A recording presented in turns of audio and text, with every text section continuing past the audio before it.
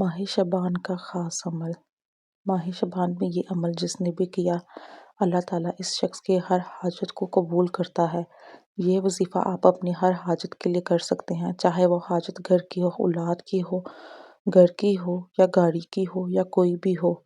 حسبنا اللہ و نعم الوکیل، لا حول ولا قوۃ الا باللہ۔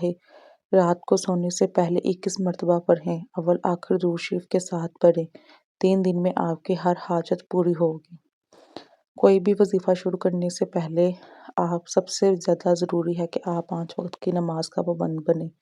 5 وقت کی نہیں پڑھ سکتے تو شروع میں 3 ٹائم کے پڑھیں، 4 ٹائم کے پڑھیں، 2 ٹائم کے پڑھیں۔ آہستہ آہستہ آپ کی خود ہی عادت ہو جائے گی 5 وقتہ نماز پڑھنے کی۔ آپ کا دل خود ہی عبادت میں مشغول ہو جائے گا۔ کوئی بھی وظیفہ شروع کرنے سے پہلے نماز کی پابندی لازمی ہوتی ہے تاکہ آپ کا وظیفہ بھی قبول ہو۔ ایسے ہی نہیں کہ آپ نماز کی بھی پابندی نہ کریں اور صرف وظیفہ کریں اور آپ یہ سوچیں کہ آپ کا وظیفہ قبول ہو جائے گا، ایسے نہیں ہوتا۔